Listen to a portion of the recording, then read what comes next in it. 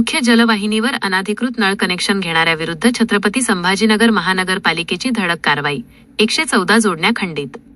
छत्रपती संभाजीनगर मुख्य जलवाहिनीवर अनाधिकृत नळ कनेक्शन घेणाऱ्याविरुद्ध छत्रपती संभाजीनगर महानगरपालिकेने धडक कारवाईची मोहीम हाती घेतली आहे. उस्मानपुरा परिसरातील शम्सनगरमधून देवानगरीकडे जाणाऱ्या मुख्य जलवाहिनीवरील तब्बल 114 अनाधिकृत नळ जोडण्या मंगळवार, मे 19 रोजी खंडित करण्यात आल्या असल्याची माहिती पाणी पुरवठा विभागाचे उपअभियंता किरण धांडे यांनी दिली. उन्हाळ्याच्या पार्श्वभूमीवर शहरातील पाणी पुरवठा सुरळीत ठेवण्यासाठी तसेच अनाधिकृत नळ कनेक्शन खंडित करण्याचे आदेश मनपा आयुक्त अमोल येडगे यांनी दिले आहेत.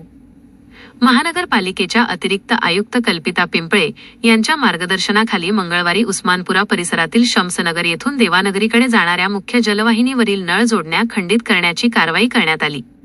यावेळी मनपाचे कार्यकारी अभियंता वसंत भोये, उपअभियंता किरण धांडे, पथक अभियंता रोहित इंगळे, शाखा अभियंता महेश चौधरी, कनिष्ठ अभियंता सुशील कुलकर्णी, सचिन वसावी यांच्यासह मनपा पाणी पुरवठा विभागाचे कर्मचारी आणि नागरी मित्र पथकाचे जवान उपस्थित होते.